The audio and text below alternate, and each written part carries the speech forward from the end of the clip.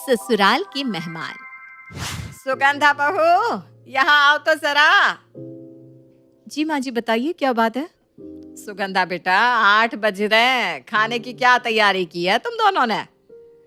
खाना तैयार है माँ जी। वो मिष्का सलाद काट रही है और पुलाव बना रही है, बाकी सब तैयार है। हाँ, मतलब अभी बना ही रही हो ना दोनों। ऐसा करो, 2 आदमी का खाना और बढ़ा लो, और एक काम करना, खीर भी चढ़ा देना। क्या हुआ माँ जी, ऐसे अचानक कौन आ रहा है?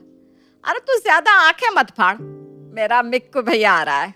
हाय, कितनी मिन्नतें करने पे तो आने को राजी हुआ है, और 2 रोटी खिलाने के नाम पर तू आंखें फाड़ रही है।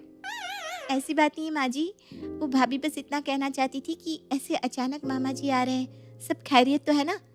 बाकी अगर थोड़ा बताकर आते तो हमें तैयारी करने को पूरा टाइम मिलता ना। अरे तू अपना जी क्यों छोटा कर रही है? जी भर के तैयारी कर ले, वो 9:30 से पहले यहाँ नहीं आने वाला। तुम दोनों ऐसा करो, तब तक खाना तैयार कर दो और ड्राइंग रूम भी बिल्कुल चमका दो। मेरा मिक्कू भैया आए तो उसे पूरे घर में गंदगी ना दिखने पाए। अपनी बात कहकर उर्वशी अपने कमरे में जाकर कपड़े बदलने लगती है।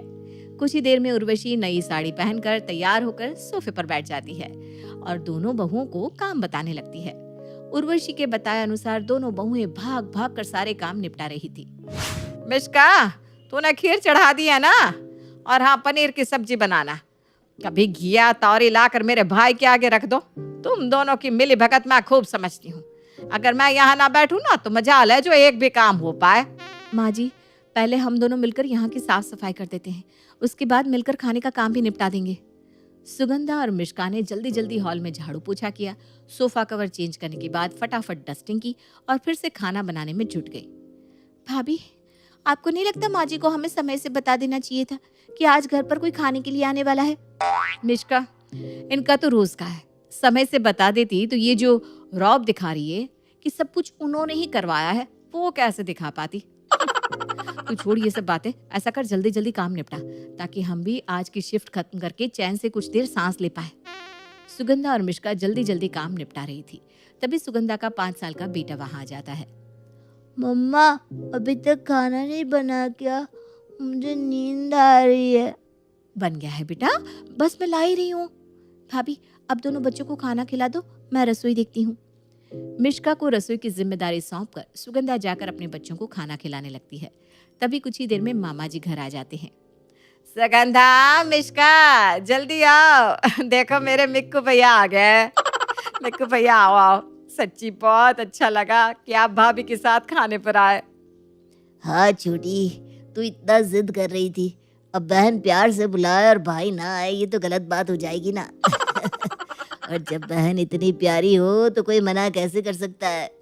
मिष्का बहू, पहले चाय नाश्ता लगा दो मामा मामी के लिए, फिर थोड़ी देर में खाना लगा देना। अच्छा, तुम अकेले संभाल लोगी ना? मैं थोड़ी देर तुम्हारे मामा के साथ बैठकर बातें कर लूं। माँ जी, बोल तो ऐसे रही है जैसे रोज घर के सारे काम यही करती हैं। अरे हम तो रोज ही सब संभालते, आज कौन सी अलग बात है। हाँ हाँ माँ जी, आप बैठिए ना, मैं संभाल लूंगी। मिष्का के जाने के बाद, अरे भैया, सब कुछ आपकी पसंद का बनवाया है, आप बस खाकर बताइए कि कैसी लगी आपको आपकी बहन की मेहमान नवाजी। कुछ ही देर में सुगंध और मिष्का मिलकर मेहमानों को खाना खिलाते हैं। मामा मामी जी के अलावा घर के बाकी सदस्यों को खाना खिलाते खिलाते रात के 11:30 बज गए थे। अच्छा बहना, अब हम चलते हैं। भाई मानना पड़ेगा, आज तुमने इतना स्वादिष्ट खाना खिलाया है कि दिल खुश हो गया। अच्छा, ये ले, ये मेरी तरफ से रख ले। और हाँ, अगले सप्ताह भी हम डिनर के लिए तुम्हारे यहाँ आ रहे हैं। उर्वशी के भैया उसे 2000 का नोट थमाकर चले जाते हैं। भाभी, ये क्या बात हुई? आधी रात तक मजदूरी हमने की और सारी वाहवाही माँ जी लूट कर ले गई, हमारा तो कहीं नाम ही नहीं आया। अरे मिष्का, सिर्फ वाह ही नहीं, माँ जी तो मामा जी के दिए 2000 भी चट कर गई। अरे गधा, मजदूरी हमसे करवाई और बोनस खुद लेकर चलती बनी। दोनों बहुएं खुद को बड़ा ठगा हुआ महसूस कर रही थी। पैसे ना सही, कम से कम तारीफ के 2 बोल तो वो बेचारी डिजर्व करती ही थी। खैर, सास के सामने कुछ भी कह पाने की हिम्मत तो दोनों देवरानी जेठानी में से किसी की भी नहीं थी। इसलिए अपना काम निपटाकर दोनों अपने कमरे में सोने चली जाती है। 2 दिन बाद, मिष्का, आज तो सुबह की काफी सब्जी बची हुई है, इसलिए दोपहर में बस रोटियां बना देंगे, काम भी जल्दी निपट जाएगा। ठीक है भाभी। दोपहर के ठीक 1 बजे सास उर्वशी रसोई में आती है। सुगंधा, थोड़ी देर में मेरे गुड्डू भैया आ रहे हैं, बढ़िया सा नाश्ता लगा देना। और हाँ, तुम दोनों ने आज खाने में क्या बनाया है? माँ जी, गुड्डू मामा मेरठ वाले? हाँ हाँ, वही। गुड्डू नाम का एक ही भैया है मेरा। चौंक क्यों रही हो ऐसे? माँ जी, तो मेरठ से कानपुर ऐसे अचानक? तू अपना काम करना, मेरी ज्यादा जासूसी मत कर। अचानक से क्या मतलब है? अरे अपनी बहन से मिलने आ रहा है। माँ जी, आज तो सुबह की आलू गोभी की सब्जी बची है, इसलिए हमने कुछ बनाया भी नहीं है। नहीं नहीं नहीं नहीं, मेहमान के आगे तुम आलू गोभी रखोगी? ऐसा करो, आलू उबाल कर कचौड़ियाँ निकाल दो, साथ में चटनी और रायता बना देना। और हाँ, चाय के साथ ना पोहा भी बना देना। उर्वशी तो कामों की लिस्ट थमाकर सोफे पर पसर गई थी, लेकिन दोनों बहुएं गुस्से में लाल पीली हुई रसोई में खड़ी अपनी किस्मत को दोष दे रही थी। तुम्हें ऐसा नहीं लग रहा मिश्का कि माँ जी आजकल अपने मायके वालों को कुछ ज्यादा ही बुलाने लगी है? पिछले 1 महीने में ये चौथी बार है जब बिना बताए अचानक माँ जी के चचेरे फुफेरे ममेरे भाई के आने की खबर मिलती है। अरे भाभी, अचानक कुछ नहीं है, माँ जी खुद बुलाती है सबको, बस हम दोनों को जानबूझकर लास्ट मोमेंट पर बताती हैं। हम उन्हें इंसान लगती कहाँ है, हम तो कोल्हू के बैल है ना, जो बिना चूं चपड़ किए तेल निकालते ही जा रहे हैं। तू बिल्कुल सही कह रही है।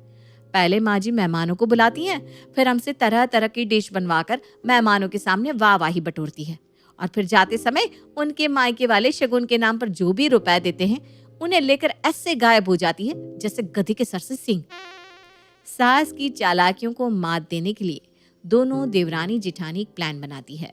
कुछ दिन बाद, माँ जी आपको पता है, ये सुगंधा भाभी ना बड़ी खराब है, ऐसी ऐसी बातें करती ना आपके बारे में, मेरे से तो सुनी भी नहीं जाती।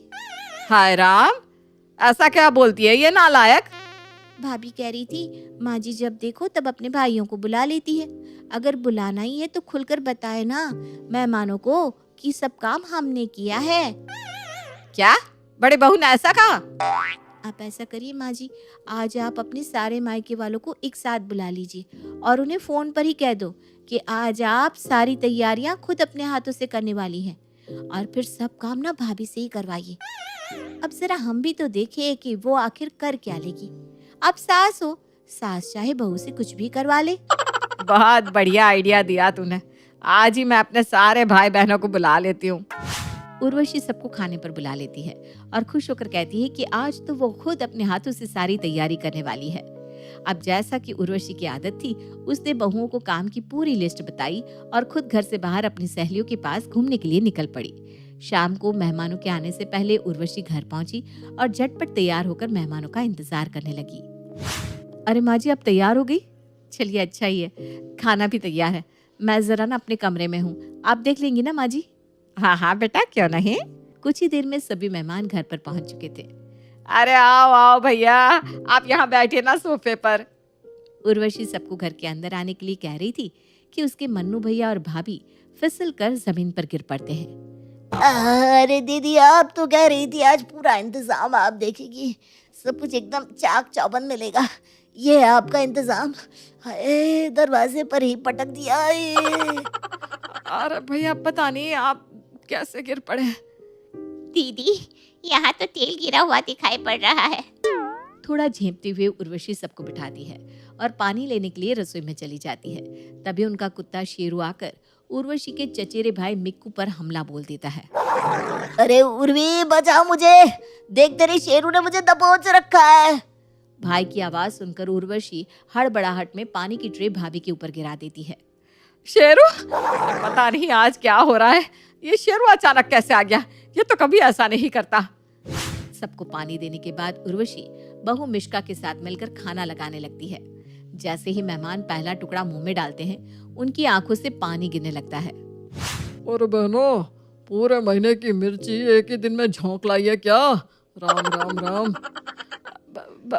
भैया, आप लोग खीर खा लो, हो सकता है मिर्च तेज हो गई हो। जैसे ही विक्की और मिक्कू अपने मुंह में खीर की चम्मच रखते हैं, खीर उनके मुंह से बाहर आ जाती है। इतना नमक, वो भी खीर में? ये सब इत्तेफाक नहीं हो सकता। अब मुझे समझ में आ रहा है, तूने जानबूझकर हम सबको यहाँ बुलाया और अब अलग अलग तरीके से हमें परेशान कर रही है। अरे अगर हमारे यहाँ आने से तुझे इतना ही कष्ट था तो बुलाया ही क्यों? मैं तो दसियों बार तुम्हारे घर आया हूँ, पहले तो कभी इतनी बद इंतजामी नहीं देखी। मेरा यकीन करो, ये सब ना मेरी बहुओं की करतूत है, उन्होंने ही सब किया है। लेकिन आप तो कह रही थी कि खाना आपने बनाया है, अब बहुओं के ऊपर बात को मत डालिए। उर्वशी अपने ही जाल में फंस गई थी। वो अपने भाइयों को समझा नहीं पा रही थी कि आज उसने कोई भी काम नहीं किया है। अरे जितनी बार आता हूँ 2000 का नोट देकर जाता हूँ, कोई मुफ्त में खाना नहीं खाया है मैंने आज तक तेरे घर पर, फिर भी ऐसा अपमान। मैं भी जितनी बार आया हूँ ना कुछ पैसे देकर ही गया हूँ। पता नहीं आज जीजी ऐसा क्यों कर रही है। उर्वशी, आज के बाद मैं तेरे घर नहीं आने वाला। तू वो सारा पैसा वापस कर जो मैंने आज तक तुझे दिया था। मिक्कू की बात सुनकर बाकी के भाई भी अपना अपना पैसा वापस मांगने लगते हैं। मिश्का बेटा, सच सच बताओ ये सब क्या है? माँ जी बिल्कुल सही कह रही है, इन्होंने कुछ भी नहीं किया। और आज आप लोगों के साथ जो भी हुआ ना, वो हम दोनों देवरानी जिठानी ने जानबूझकर किया, ताकि माँ जी हमारी मेहनत को अपना बताना बंद कर दे।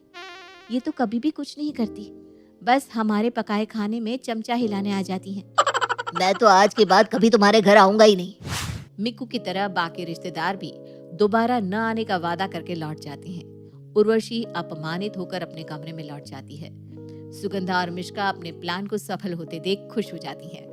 इसे कहते हैं सांप भी मर गया, लाठी भी नहीं टूटी।